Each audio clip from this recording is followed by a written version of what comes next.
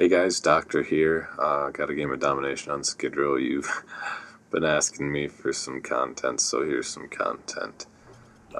Figured I'd take the time here since it's almost 11:30. Just render it out and put it up when I go to bed. So, not really going to talk a ton about Domination on Skidrow because I think everyone should know how to play this map. You grab C, you grab B, and you spawn trap in mid-A, and put one or two guys on the tunnel, one or two guys in the middle, and one or two guys on the back alley, and then you're good to go. So I'm running the UMP with Marathon Pro, Stopping Power Pro, and Ninja Pro. I think FMJ. Probably running, I don't know, Kimbo Rangers. I can't remember. This was a game from a while ago. Yeah, it's Kimbo Rangers. So we grab C. I missed the guy on B because Commander Wesley's name popped up above his head, and I hate when that happens. But we were able to keep them off of B, grab it, and they obviously didn't want to be spawn trapped into A, so they didn't even try and grab A, but it didn't quite work out for them. So, but again, let's not talk about this gameplay because it just is just pretty standard stuff.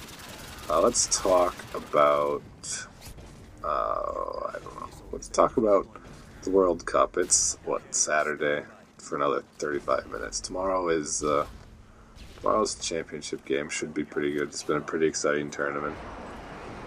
Obviously, a lot of the powerhouse teams have been eliminated. That's bound to happen in tournaments like this, to be honest. There's been some controversy with the reffing, so it hasn't been a flawless World Cup by any means, but it still has been quite exciting. Quite proud of the U.S., and I think that if you were to look at all the teams, that gave really great, exciting games that you wanted to watch, the U.S. happened to have quite a few of those comeback wins. The game against England where the ball just slips by the keeper, and that's exciting stuff. So something was always going on in the U.S. games, and unfortunately sometimes that came down to refs. So let's talk about the refereeing for a little while and whether or not instant replay should be there. If you look at most major sports across the world, there's some sort of instant replay. And it varies as to just how it is. You look at basketball, and there's really only replay on whether or not the shot was off before the end of the quarter, sort of thing. See if the shot should count. Football has a lot of replay, and baseball has very limited replay, which is to determine whether or not it was a home run based on the park rules and whatnot. Which can be important because you'd hate to have a guy hit a home run in the ninth inning and not be called a home run because the ump who's standing 50 yards away from the wall can't tell if it hit above a yellow line or not. When it comes to soccer, it gets a little tough because I don't want to be putting these refs in situations where the managers are challenging calls and perhaps he's given him, and there's some nice spawning from Modern Warfare too, so that's awesome. He's given a yellow card, and now the manager has, challenged whether or not it should have been a red card, and he goes under a little, curtain and tries to figure out if it should have been. I don't want the refs making judgment calls based upon replays. But I would like to see some sort of goal line technology that at least a goal is a goal, and that goal that didn't go in isn't, that at least can be fair. It doesn't necessarily, I know that there's quite a bit of controversy with some of the U.S. games. It doesn't necessarily fix all that controversy.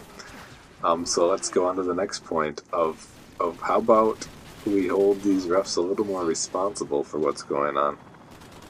In the sense that they have to tell us who the foul is on and what the foul was. I know they write down whose fouls are on. But I want to know what the foul was. Every other major sport, again, as we've covered, before, if there's a foul in football, they tell us the number and they tell us what it was. Now, they always get the number right. I don't care if that's right. But at least we know what they were calling the foul for. Same thing in basketball.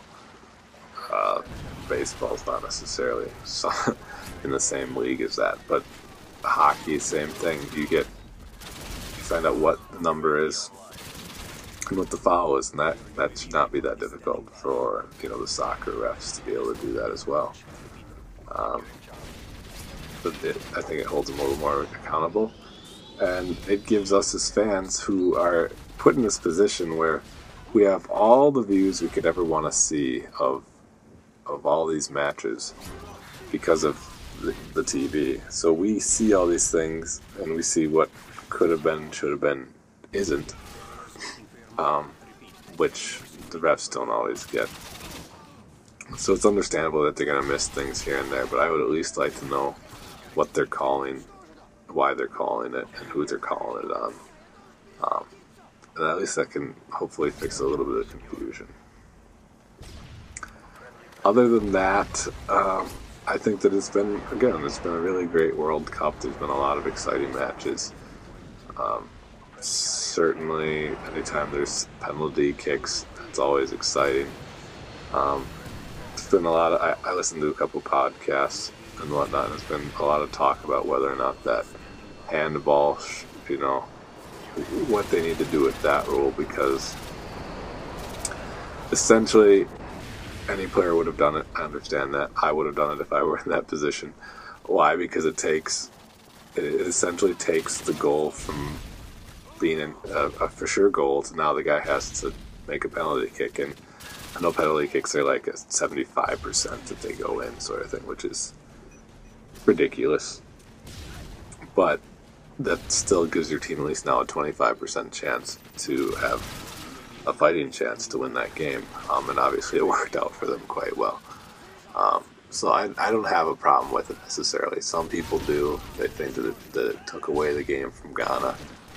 But all the guy has to do is make that penalty kick, and we're not even talking about it. It's just, it would have been a blip on SportsCenter, on ESPN, and all the other major sports networks, and we wouldn't be talking about it anymore. But he missed, and we really wouldn't have been talking about it if they had been able to put the ball in the back of the net during the penalty kicks, but they weren't able to do that. So you really have no one to blame but Ghana. You can try and say the handball, while it took the goal away. I think that Ghana would have done the same thing if they were on the other shoes, so I have no problem with that. So that is my sports talk. I guess I didn't talk much about the gameplay. I saw a couple triple frays a couple times. You saw me cap C to keep him on A.